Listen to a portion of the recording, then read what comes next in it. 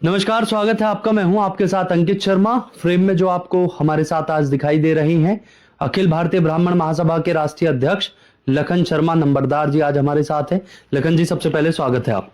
बहुत बहुत धन्यवाद है अंकित जी। संतोष वर्मा जो एक आईएएस हुए, उन्होंने बहुत सारी ऐसी टिप्पणियां करी ब्राह्मण समाज को लेकर, जिस पर आपने अपनी प्रतिक्रियाएं भी दी। पुल प्रहलादपुर थाने के बाहर आप उनके पुतले को जलाते नजर आए, उनको तोड़ते नजर आए। आज क्या स्थिति है, क्या रहा उस केस में? क्योंकि पता चला है कि उनको शायद बर्खास्त किया गया है, और अब ब्राह्मण समाज जो है वो किस तरीके से देख रहा है संतोष वर्मा के उस आपत्तिजनक बयान को और आज की स्थिति को। देखिए, मैं उसके लिए बारंबार धन्यवाद करूंगा मोहन सिंह यादव की लोकप्रिय और न्यायप्रिय सरकार को। जी। उन्होंने मध्य प्रदेश में थोड़ी देर से सही, लेकिन जो ब्राह्मणों के प्रति और मैं कहूंगा 36 बरादरी के ताने बाने को जो तोड़ने का काम एक नीच और मैं कहूंगा छोटी मानसिकता के व्यक्ति ने जो किया, उसको जो उसका कानूनी उसको जवाब मिलना चाहिए था और उस पर दंडात्मक कार्रवाई होनी चाहिए थी, वो हम सब ने मिलकर गुहार लगाते हुए और उसको अमली जामा पहनाने के लिए ये मोहन सिंह यादव जी ने उसको बर्खास्त किया। जी। अगर आज की स्थिति देखी जाए, पहले ब्राह्मण समाज इतना उग्र नहीं था, अपनी बातों को ज्यादा उठाता नहीं था, या किसी भी एक प्लेटफॉर्म के माध्यम से, अपने एक संगठन के माध्यम से कभी ऐसा देखने को नहीं मिला। ब्राह्मण समाज के लिए हमेशा एक ऐसी दृष्टि रही है कि वो संत पुजारी टाइप के, और मतलब इस तरीके की जो है वो लोगों की विचारधारा रही है। लेकिन अब ब्राह्मण समाज जो इस ओर अग्रसर हुआ है, इसके पीछे की मुख्य वजह क्या मानते हैं लखन शर्मा?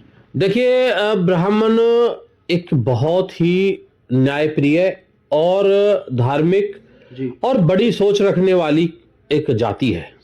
और जाति में क्या कहूंगा कि ब्राह्मण एक विचारधारा है, और ब्राह्मण सदैव सभी वर्ग, मत, मजहब, सभी के लिए, भले के लिए और शुभकामनाएं देने के लिए और उनके मंगल कार्यों को मंगल करने के लिए अपना सब कुछ दांव पर लगाती है, और ऐसी ऐसी कामनाएं करती है और ऐसे ऐसे आशीर्वाद देती है जिसे संपूर्ण समाज, देश और क्षेत्र फलीभूत होने का कार्य करता है। अगर मैं आज के समय में बात करूं तो प्रदूषण एक बड़ा मुद्दा हो गया है। भाजपा सरकार को लोग जगाने का काम कर रहे हैं, बार बार उनके लिए कहते भी हैं कि प्रदूषण की ओर ध्यान दिया जाए। एक्यूआई जो है वो 400-500 के पार जा रहा है। आप कैसे देखते हैं, और अखिल भारतीय ब्राह्मण समाज इसके ऊपर क्या कार्रवाई करने जा रहा है?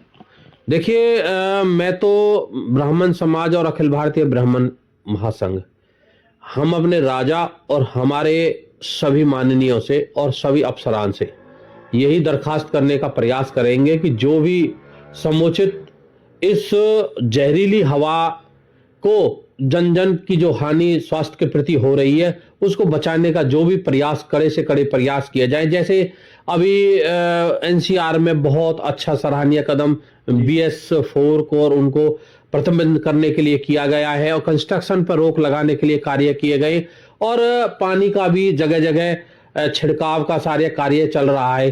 तो ये आज कोई नई बात नहीं है। इन दिनों में बहुत ज्यादा नमी होने के कारण पॉल्यूशन ऊपर नहीं जा पाता और वो जानलेवा यहाँ साबित होता है।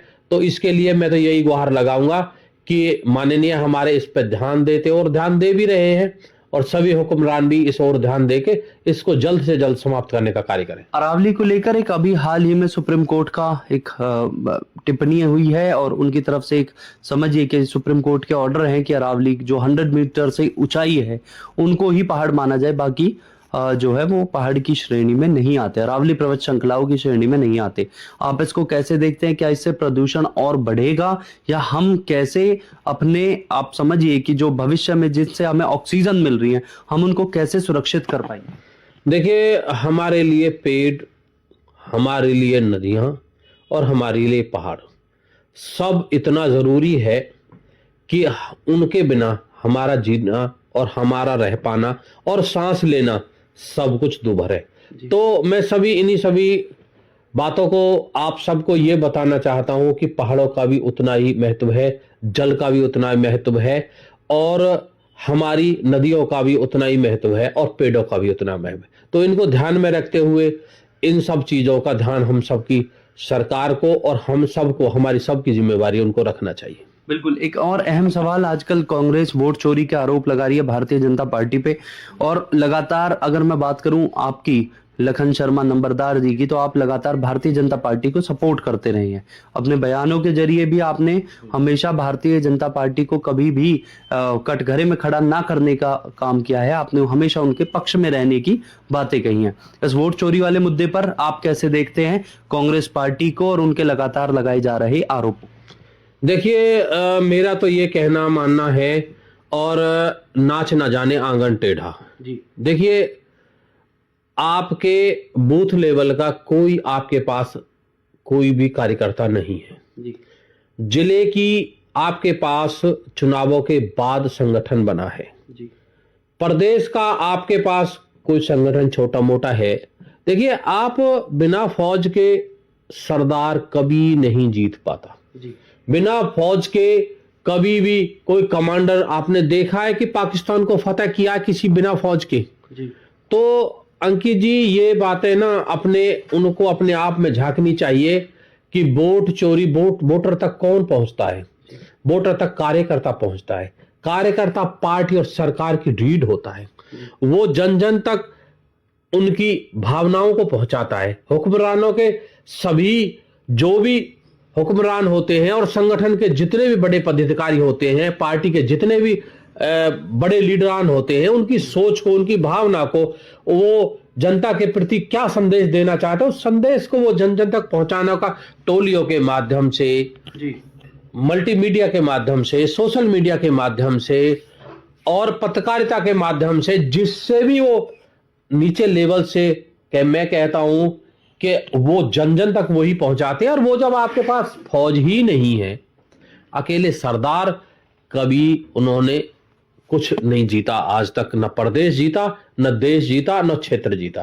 तो मैं तो कहूंगा आत्मचिंतन करना चाहिए कांग्रेस गवर्नमेंट को।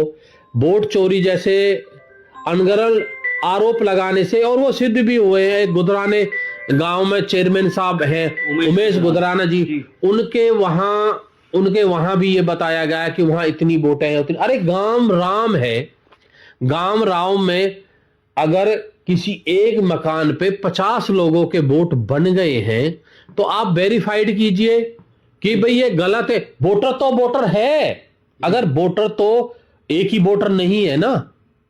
आप कहते हैं कि एक घर में 50 वोट कैसे हो सकती हैं? आप वेरीफाई करें ना जाके कि 50 वोट उन व्यक्तियों ने वोट डाली, उन्होंने डबल वोट तो नहीं डाली। तो आप समझते हैं कि ये इलेक्शन कमीशन का इसमें इंटरफेयर होना चाहिए?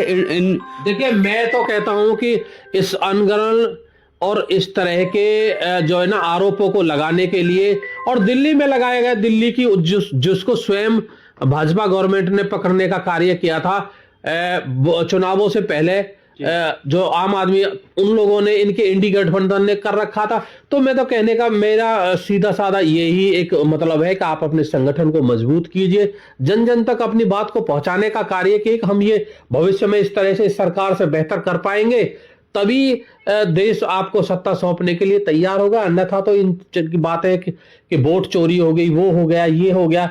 आज आप 50 लोगों से पूछेंगे तो 49 लोग आपको यही कहेंगे कि हमने भाजपा को वोट दिया है। क्या वोट?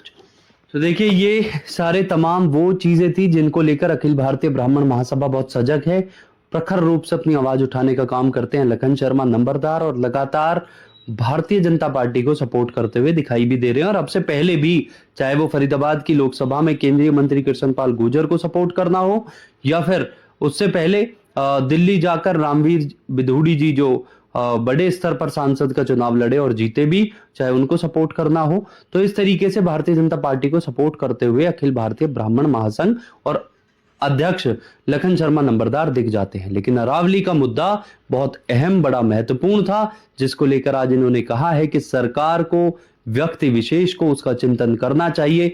और ये न्यूज हेडलाइंस की अब से, आज से ये मुहिम होगी कि आपको अरावली के प्रति सजग करे। ये वही भूमि थी, ये वही पर्वत श्रृंखलाएं थी जिन्होंने हमें जड़ी बूटियां तक दी, जिनका इतिहास बहुत पुराना है। और कृपया करके इस ओर एक आवाज उठाएं। आप अपने क्षेत्र को प्रदूषण मुक्त करना चाहते हैं तो आपको अरावली को बचाना बेहद जरूरी है। आप देख रहे थे न्यूज हेडलाइंस। लखन जी, आपने समय दिया उसके लिए बहुत बहुत धन्यवाद। बहुत बहुत धन्यवाद अंकित जी, बहुत बहुत शुभकामनाएं आपके चैनल को। इतना अच्छा आपका फरीदाबाद और समस्त देश में कार्य कर रहा है। धन्यवाद।